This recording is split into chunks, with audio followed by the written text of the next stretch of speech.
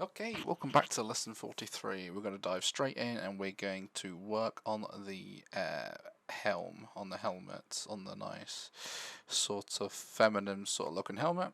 I went over a few different designs for this, but same principle as before. We're just going to bring in a plane, going to snap that onto the sculpted object, and then make sure clipping is on, mirror is turned on, the origin point is set to the center, and we're just going to snap this all into place. And then we're going to retopologize this all the way around the helmet. I think I forgot to put the color. I'd like to put a color onto the actual object so I can see the difference when retopologizing it. In this case, I think I completely forgot and I just carried on with it. But that's personal preference. You don't have to put in a color if you don't want to. It's just nice to see sometimes. Also, in the same properties box, you can also make your retopologize. You can also make your new topology come to the front, so you can view it on the front. So therefore, it always looks like it's on top. I think the only reason I've not done that is because I do like to see behind it as well, and I can see the angles of the edges and the vertices that I'm using. So as you can see, I am just extruding each of the edge that needs to extrude, or just pressing F to extend. This was actually a nice little piece just to manually retopologize. It was quite satisfying just doing this like this. And end results actually turned out quite nice, to be fair. And we would at the end select all our faces and click I for insert and create a sort of like a nice sharp edge going all the way around, which I ended up doing this for the chest piece as well. Might do this for other pieces of armor. It just helps give like that hardened edge surface, makes it look really make it look really good for like rendering purposes, for definite. Sometimes when I extrude it, I like to rotate as well and just get them into the position, then press S to scale. But anyway, you would normally just grab the vertex and then just put it into position anyway. So I tend not to mess around with the edges and the faces too much. You just move the vertices at the end of the day, just getting them into position. I had little issues behind the ear, but I think I figured it out pretty quick and just carried on. So when that's all done, I just added a subdivision modifier and then up the levels on that, and then add a solidify modifier just to increase the thickness. And then I did a shade auto smooth, sorry.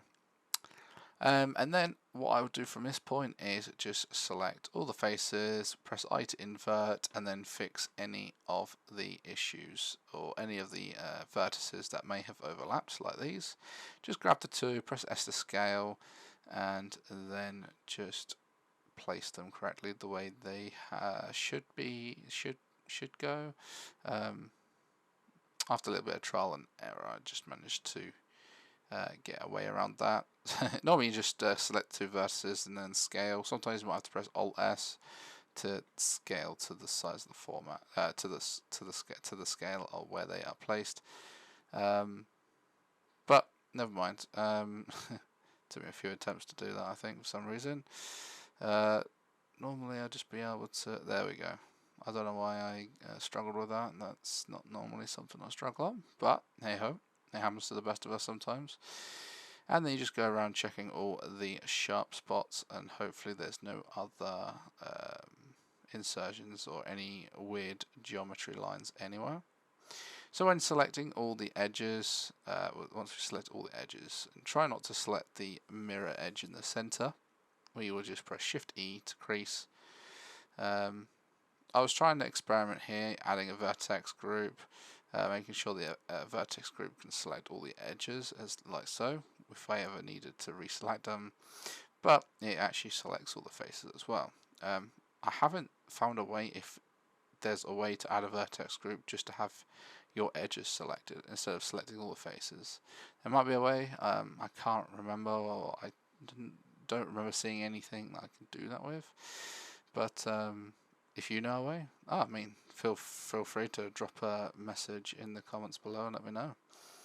So, as we are retopologizing this, we want to crease the edges and give it a nice detailed lip around the edges, which would definitely help. Also, because we've solidified the object and we make it a bit thicker, what we would do is select the outline edge and then press Alt S. You can press Scale or Alt S depending on what it would look like, just to scale it correctly, and it'll just help with a bit of thickness as well. So I think we removed some of the edges in the center of the crown down the middle, because I think it was messing up with the mirroring. So I did play about with that and then had a look.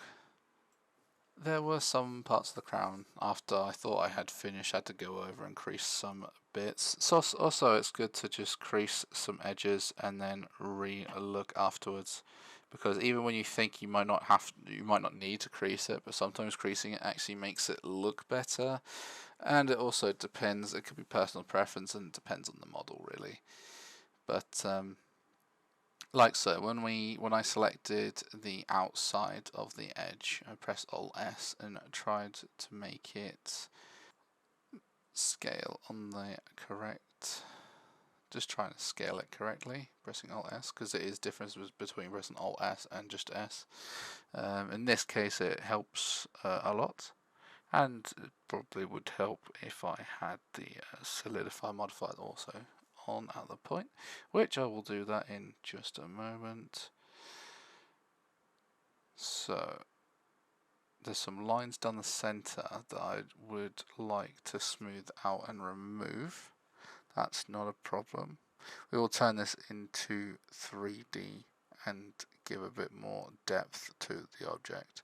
Once I just go over and crease the points that I totally forgot previously, which is not too bad. Sometimes there's always some edges that you may forget when modeling, but at the end of the day, as long as you've noticed it, or sometimes get someone else to notice the difference and make sure your piece of armor or clothing is sat correctly without having to change much to it. So for some reason my snapping for the mirror in the center there wasn't completely centered or mirrored, so I was just moving all the vertices up down the center and make sure they're all in line. So with the art of editing about, a lot of changing the verts around, we are kind of done for now. So we're going to just add a sort of a gold color. It's a bright gold color. I will be changing this to the object for now. After we had extruded the back, we are looking at how to join all the faces together on the back whilst it's mirrored.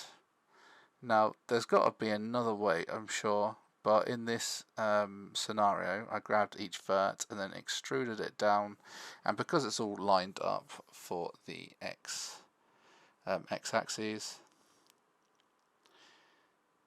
I could basically make sure that's all lined up correctly, and then fill in the faces on the back.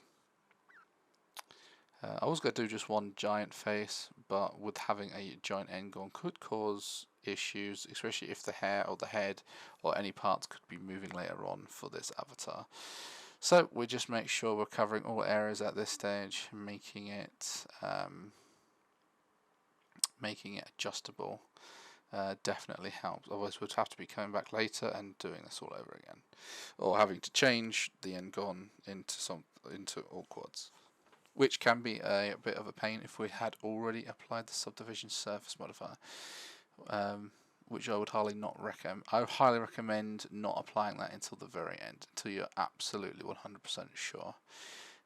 Also, making backups in Blender is definitely worth doing, because sometimes Blender may just randomly crash when you're trying to apply a modifier, trying to change something, or even just switching tab modes, tab from object to edit mode, which has happened to me many times.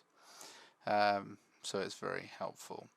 So we're just going to add some color to this, go over it, finish it up, and that is that for this lesson, and I will catch you in the next lesson. Thanks for watching.